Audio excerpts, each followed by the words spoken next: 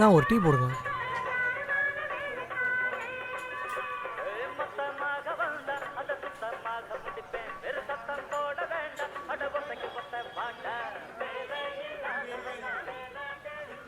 Hello அப்பா.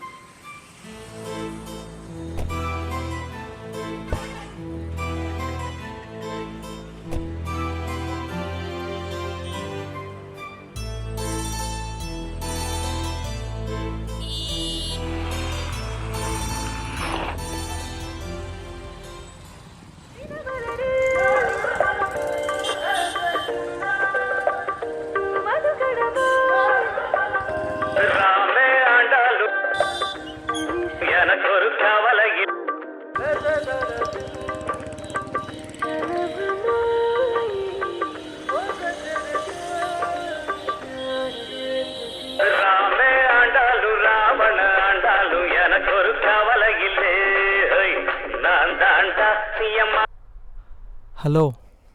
ஏன்டா இவ்வளோ நேரமாக கால் எடுக்கல? தூங்கிட்டு இருந்தேன். சொல்லு. சரி, நான் சொல்கிறது கொஞ்சம் கவனமாக கேளு. எங்கள் வீட்டில் எனக்கு மாப்பிள்ளை பார்க்க ஆரம்பிச்சிட்டாங்க, புரியுதா? ஸோ நம்ம லவ் மேட்ரை கண்டிப்பாக நான் வீட்டில் சொல்லியே ஆகணும்டா. பட் இப்போ நீ வாங்குகிற சேலரி வச்சு என்னால் வீட்டில் பேசி சமாளிக்க முடியும்னு தோணலை. அதனால் நீ கண்டிப்பாக வேறு ஜாப் சேஞ்ச் பண்ணியே ஆகணும். புரிஞ்சுப்பேன்னு நினைக்கிறேன்.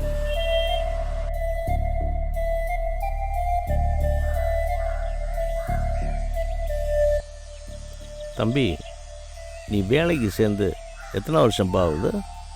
3 வருஷம் ஆகுதுப்பா. ஏன் கேட்குறீங்க? இல்லைப்பா, தங்கச்சிக்கு வேறு வயசாகிட்டே இருக்குது. நம்ம ஏதாவது மாப்பிள்ளை பார்க்கலான்னா அப்படின்னாக்க சொந்தமாக வீடு இருக்கான்னு கேட்குறாங்க. நம்ம வாங்குகிற சம்பளத்துக்கு லோன் போட்டு வாங்கலாம்னா கிடைக்குமா என்னன்னு தெரியல. நீ ஏன்ப்பா ஒரு நல்ல வேலைக்கு ட்ரை பண்ணக்கூடாது? பார்க்குறேன்ப்பா.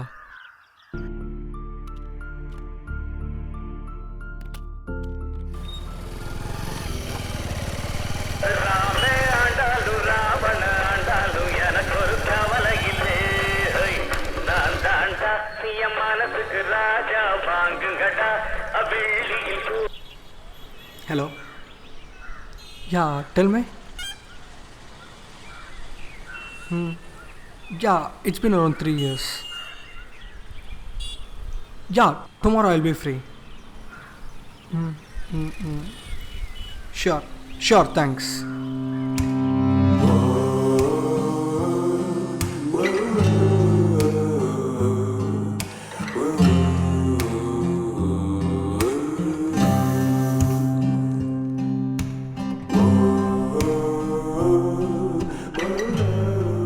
அப்பா, இன்ட்ரிக்கு போயிட்டு வரேன்ப்பா. குங்குமம் வச்சுட்டு சாமி கும்பிட்டு போ.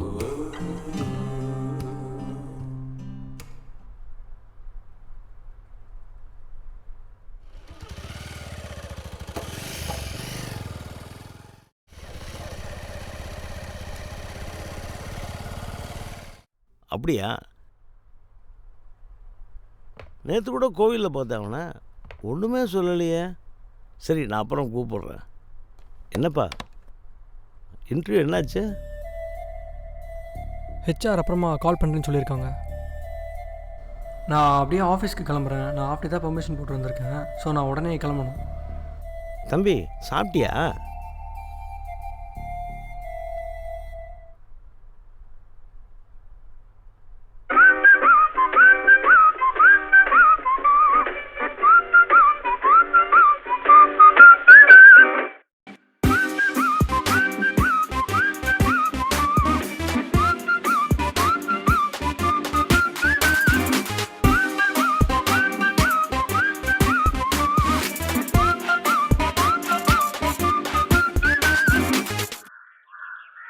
இன்ட்ரி என்னப்பா ஆச்சு?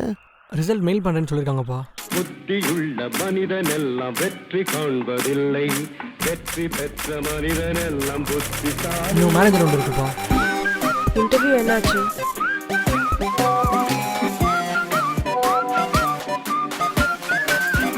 புத்தியுள்ள மனிதனெல்லாம் வெற்றி காண்பதில்லை. வெற்றி பெற்ற மனிதனெல்லாம் புத்திசாலி.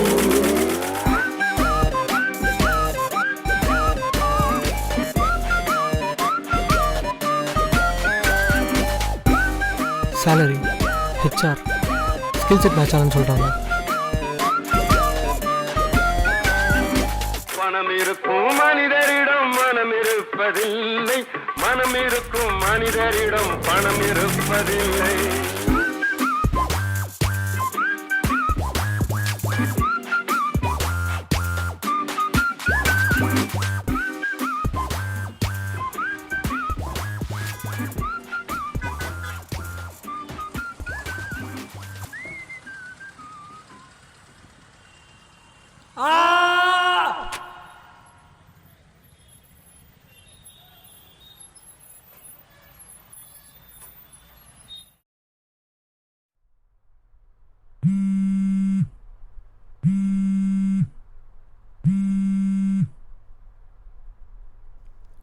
Hello?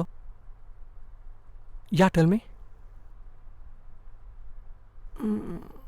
Currently, I'm not looking for any job change.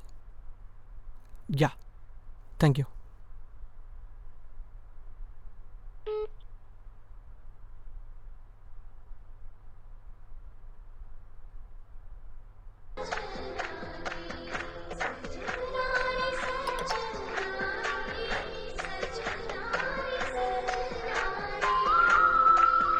இதுவே நம்ம ஒரு பணக்கார வீட்டில் பிறந்திருந்தா இப்பெல்லாம் ஒன்றும் அவசியமே இல்லைல்ல. தாயை தேர்ந்தெடுக்கும் தந்தையை தேர்ந்தெடுக்கும் உரிமை உன்னிடத்தில் இல்லை. முகத்தை தேர்ந்தெடுக்கும் நிறத்தை தேர்ந்தெடுக்கும் உரிமை உன்னிடத்தில் இல்லை. பிறப்பை தேர்ந்தெடுக்கும் இறப்பை தேர்ந்தெடுக்கும் உரிமை உன்னிடத்தில் இல்லை. இல்லை எண்ணி பார்க்கும் வேளையிலே உன் வாழ்க்கை மட்டும் உந்தன் கையில் உண்டு. அதை வென்று எடு.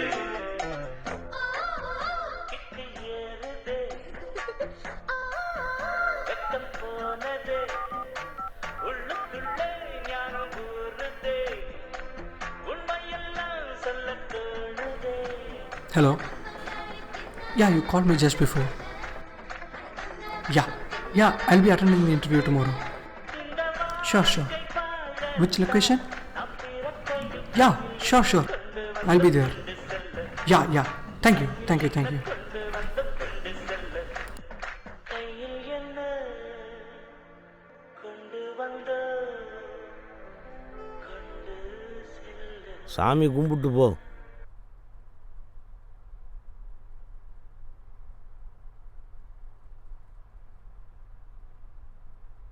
குங்குமம் வச்சுட்டு போ. அப்போ தான் போகிற காரியம் உருப்படும். சும்மா இருப்பா. எப்போ பார்த்தாலும் சாமி கும்பிட்டியா குங்குமம் வச்சியான்னு. இப்போ குங்குமம் வச்சா மட்டும் என்ன? என் நெத்தியில் குங்குமம் இருக்கிறத பார்த்து வேலையை தூக்கி கொடுத்துருவானா என்ன? அதெல்லாம் சும்மாப்பா. இங்கே ஒருத்தங்க மூளை இருக்கா, லாஜிக்காக யோசிக்கிறானா இல்லை திறமை இருக்கானா எவனும் பார்க்கறது இல்லை. இவங்களுக்கு தேவை கம்யூனிகேஷன். இங்கிலீஷ் நல்லா பேசி தெரியணும், அவ்வளோதான். அப்புறம் டபாஸ்ட்டு போனால் கூட கண்ணை முட்டி எழுதி காட்டணும். அப்புறம் எந்த கம்பெனியில் வேலை பார்க்குறான்றதை வச்சு எப்படி ஜட்ஜ் பண்ணான்னு சத்தியமாக எனக்கு புரியல. ஏன் சின்ன கம்பெனியில் வரவனுக்கு மூளை இருக்காதா என்ன? எம்என்சியில் ஃபாலோ பண்ணுற ப்ராசஸ் என்ன தெரியாமல் இருக்கலாம், அதுக்காக நாலேஜ் இல்லைன்னு அர்த்தம் இல்லை. இங்கே நம்மளாக இருக்க வரைக்கும் எதுவும் கிடைக்காதுப்பா. அடுத்தவன் என்ன யோசிக்கிறான் நமக்கு புரிஞ்சுக்க தெரியணும்.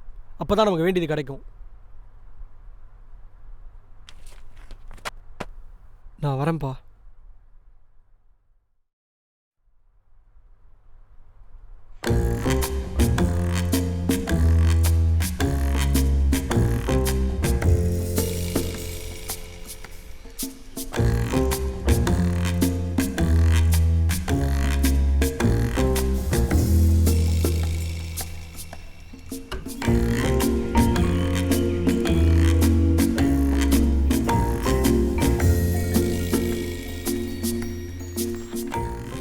Hi bro. Hi bro. என்ன ப்ரோ பார்க்க டென்ஷனாக இருக்க மாதிரி இருக்கீங்க? First interview ji. ஒரு வாரமாக எல்லா கூடவும் ப்ரிப்பேர் பண்ணிகிட்ருக்கேன். எப்படியாச்சும் கிளியர் பண்ணிடணும். அதான் கொஞ்சம் நர்வஸாக இருக்குது. அதான். அதெல்லாம் ஈஸியாக கிளியர் பண்ணிடலாம் ப்ரோ, ஒன்றும் பிரச்சனை இல்லை. நீங்கள் உங்களை பற்றி யோசிச்சா தான் உங்களுக்கு நர்வஸாக இருக்கும். நீங்கள் கண்ணை மூடிட்டு வேறு யாரும் நினச்சிக்கோங்க, நர்வஸாகவே இருக்காது. அப்புறம் இந்த பயம்ன்ற ஃபேக்டரும் இருக்காது. ஈஸியாக கிளியர் பண்ணிடலாம். Okay bro, thanks. ப்ரோ கொஞ்சம் கண்ண மூடுங்களேன். இப்போவே கண்ண மூட சொல்கிறீங்களா? மூடுங்க சொல்கிறேன். சரி ப்ரோ.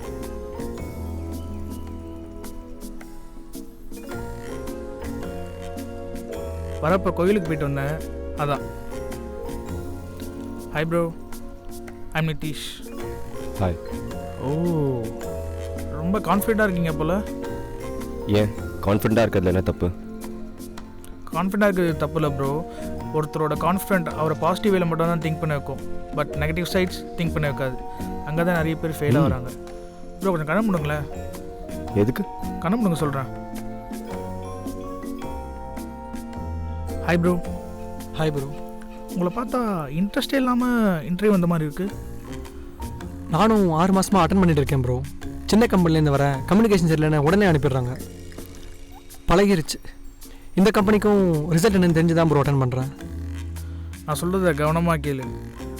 ஒருத்தனுக்கு ஒரு விஷயம் நடக்கலைன்னா அது ஏன் நடக்கலைன்னு நல்லா யோசி. அதுக்கான ரீசன் கண்டிப்பாக இருக்கும். உங்களுக்கு அந்த கம்பெனியில் வேலை கிடைக்காதனால தான் இந்த கம்பெனிக்கு வந்திருக்கீங்க. இது நல்ல கம்பெனி, கண்டிப்பாக உங்களுக்கு வேலை கிடைக்கும். கண்ண மூடுங்களேன். எதுக்கு ப்ரோ? கண்ண மூடுங்க சொல்கிறேன்.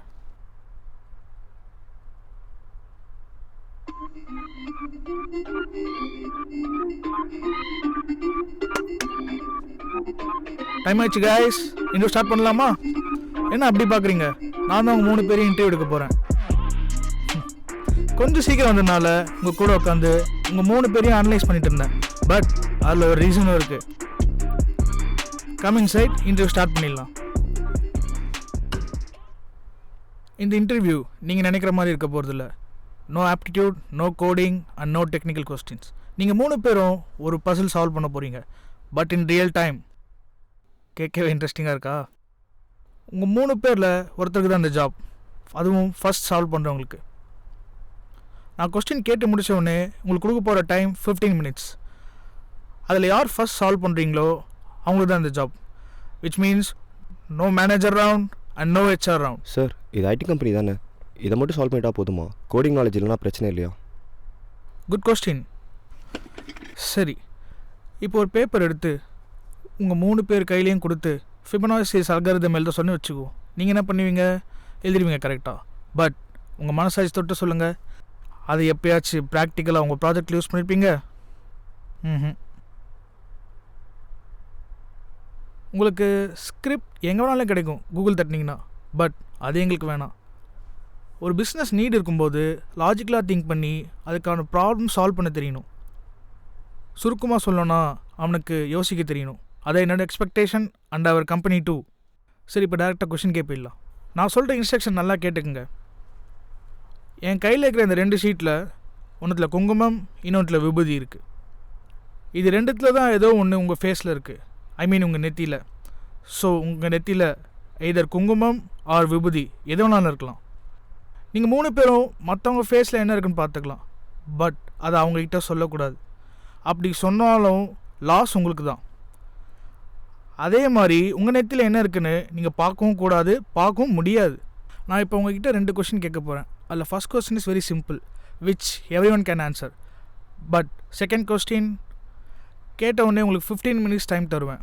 அந்த 15 minutesல யார் அதை ப்ராப்பராக டீகோட் பண்ணி அதுக்கான லாஜிக் எக்ஸ்பிளைன் பண்ணுறீங்களோ அவங்களுக்கு தான் இந்த ஜாப். தப்பாக சொல்கிறவங்களுக்கு இந்த கம்பெனியில் நெக்ஸ்ட் 5 yearsக்கு அட்டன் பண்ண முடியாது. ஸோ நீங்கள் 3 பேரும் மற்றவங்க நெத்தியில் என்ன இருக்குன்னு பார்த்துருப்பீங்க. ஸோ ஃபஸ்ட் கொஸ்டின், யாரெல்லாம் அட்லீஸ்ட் ஒரு குங்குமம் பார்க்குறீங்க அப்படிங்கிறவங்க கை தூக்குங்க.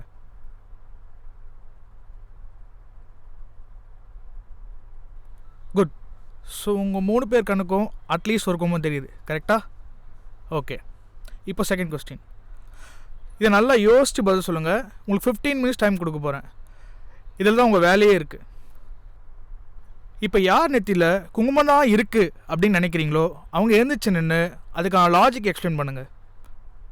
Your time starts now.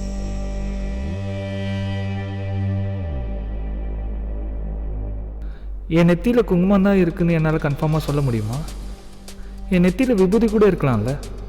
ஏன்னா என் நெத்தியில் விபூதி இருந்தால் 3 பேர் கை தூக்கியிருப்போம். என் நெத்தியில் குங்குமம் இருந்தாலும் 3 பேர் கை தூக்கியிருப்போம்.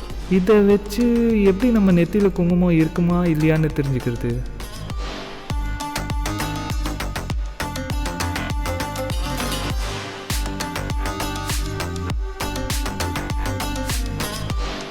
இந்த பையன் அவனோட குங்குமத்தை பார்த்து கை தூக்கியிருக்கலாம், அந்த பையன் இவனோட குங்குமத்தை பார்த்து கை தூக்கியிருக்கலாம். நான் இவங்க 2 பேரையுமே பார்த்து கை தூக்கியிருக்கேன். அப்போது என் நெத்தியில் விபூதி கூட இருக்கலாம். Sir, I think this puzzle has no solution. First question மட்டுமே வச்சு எங்களால் இதுக்கு ஆன்சர் பண்ண முடியுமா தெரியல. Yes, it has. You should be smart enough to recall all the words that came from your mouth to solve this puzzle. You should be smart enough to recall all the words that came from your mouth. Recall all the words. ஒருத்தரோட confident அவரை positive வேலை மட்டும் தான் think பண்ண வைக்கும், but negative sides think பண்ண வைக்காது. நம்ம ஏன் நெகட்டிவாக யோசிச்சு பார்க்கக்கூடாது? இப்போ நம்ம நெத்தியில் விபூதி இருக்குன்னு வச்சுப்போமே, அப்போ என்ன இருக்கும்?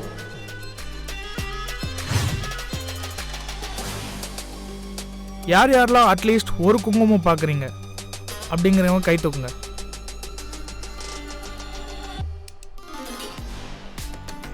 இவன் அந்த பையனோட குங்குமத்தை பார்த்து அட்லீஸ்ட் ஒன்று பார்த்துருக்கேன்னு கை தூக்கியிருப்பான். அவனும் அதே மாதிரி இவனை பார்த்து கை தூக்கியிருப்பான். நான் இவங்க 2 பேரோட பார்த்து கை தூக்கியிருப்பேன்.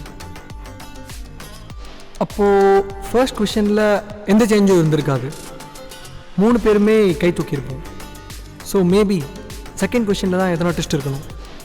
அது என்னவா இருக்கும்? யோசி வெற்றி, யோசி. நீங்கள் கண்ணை மூடிட்டு வேறு யாரும் நினச்சிக்கோங்க. சரி, இப்போ என் நெத்தியில் விபூதி இருக்குன்னு வச்சுப்போம். அப்போ என் பக்கத்தில் இருக்கவன் இந்த கொஷனுக்கு என்ன பண்ணியிருப்பான்? இப்போ யார் நெத்தியில் குங்குமம் தான் இருக்குது அப்படின்னு நினைக்கிறீங்களோ அவங்க எழுந்திரிச்சு நின்று அதுக்கான லாஜிக் எக்ஸ்பிளைன் பண்ணுங்கள். சார், என் நெத்தியில் தான் குங்குமம் இருக்குன்னு நினைக்கிறேன். பிகாஸ் இந்த பையன் அட்லீஸ்ட் ஒரு குங்குமம் பார்த்துருக்கேன்னு கை தூக்கியிருக்காரு. இவர் நெத்தியில் விபூதி தான் இருக்குது. அப்போது என் நெத்தியில் தான் குங்குமம் இருக்குன்னு நினைக்கிறேன். ஆனால் இது எதுவுமே இப்போது நடக்கலை. ஏன் இது நடக்கலை? எதுக்கு யாராலையும் இப்படி எழுந்து நின்று ஆன்சர் சொல்ல முடியல? எங்கேயோ இருக்குது, எதையோ மிஸ் பண்ணுற வெற்றி. யோசி.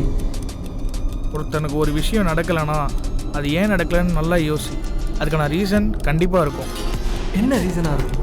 அவன் இந்த கொஷனுக்கு ஈஸியாக ஆன்சர் பண்ணிருக்கலாம், பட் அவன் அதை பண்ணலை. அவனும் என்ன மாதிரியே கன்ஃபியூஷனாக தான் இருக்கான். அப்போனா கண்டிப்பாக அவன் நெத்தியில் விபூதியை பார்த்துக்க சான்ஸே இல்லை. கரெக்ட். அப்போ கண்டிப்பாக என் நெத்தியில் குங்குமம் தான் இருக்கும்.